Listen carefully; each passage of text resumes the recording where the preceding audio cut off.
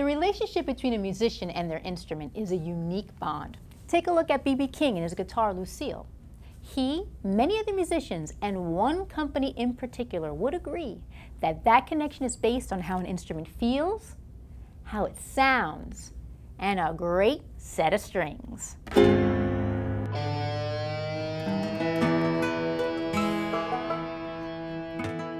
The one constant that a musician should never have to worry about is the string itself. It's really what brings the instrument alive.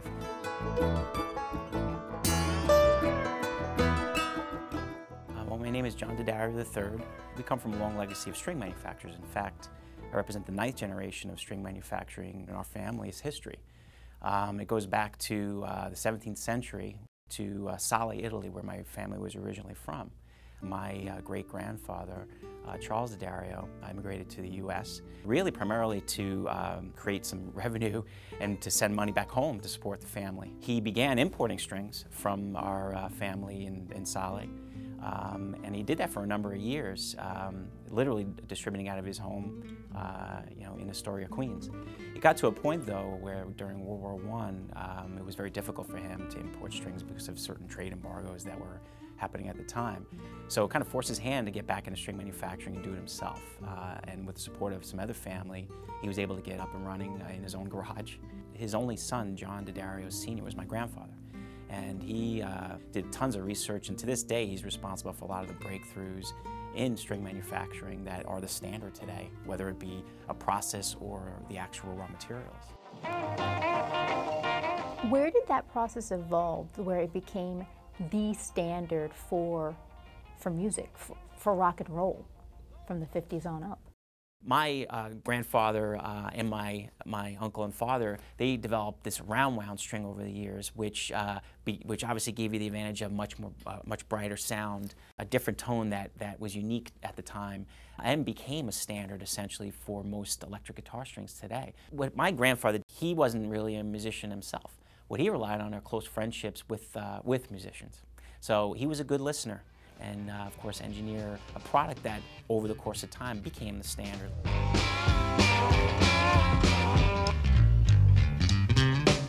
Over the years, the business evolved, and they did a lot of creative things, and we innovated with materials, we innovated with equipment, we innovated with processes, and we ended up being the leading manufacturer of strings over the years in the world. And today we are the largest. We actually own and operate 2 of our own wire mills, one of which is right across the street from our string manufacturing facility, where we manufacture the most critical raw material in string manufacturing, which is high-carbon steel music wire. We make 2 different shapes. We make hexagonal shape wire, which is the core for our wound strings, and we make round wire, which is just your standard plain steel string. We have 3 main steps. First step is to draw it, so we start at a larger diameter and draw it down to the final size and shape that we need. The second step, because we can't make it straight, we have to put it through a 2-axis straightener where we take the ring cast out and any side-to-side sweep. And then after that, it's either finished and ready to be wound on or have a tin coating put on it. There's a lot of science in the engineering of these strings, so it requires a lot of training and equipment that essentially is designed to eliminate all the variables that we can. So you're manufacturing those strings in a controlled process, and you're minimizing variables throughout the manufacturing process. We're manufacturing in this facility 700,000 strings a day on average, majority of which are fretted instrument strings. Strings for guitar, electric bass, classical guitar, ukulele, banjo, mandolin. The smaller portion of the business is orchestral strings, strings for violin, viola, cello, and bass. And the work cells are dedicated to specific types of strings. I work in the violin cello string making department. This is the machine I use to make them. Since I am a musician, I don't see this as a job. I see this as a making music. The beginning, start of making music. Music starts here. Before you started working here, did you know about all the work it took to make strings? No, I had no idea. I've been a musician for 11 years and I didn't know. I didn't know how a string was made. I only knew how to play music, how a guitar sounded.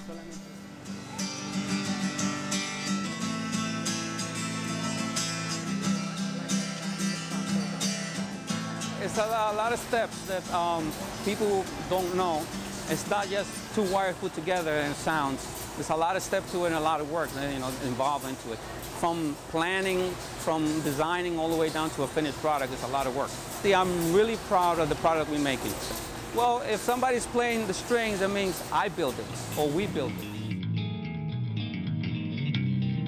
Strings, of course, to this day is the crux of the business. Every accessory that we manufacture is essentially the link to the musician and their instrument. What do you think your great-grandfather would say if we look at the business right now? He would be absolutely amazed at what's been accomplished, but also equally amazed at how complex and competitive it is these days. And for me, it's a privilege to work in the family business. We're constantly innovating, and we're looking to invest in the research into new raw materials that can become a breakthrough product for a musician. We're constantly striving for that, and we always will.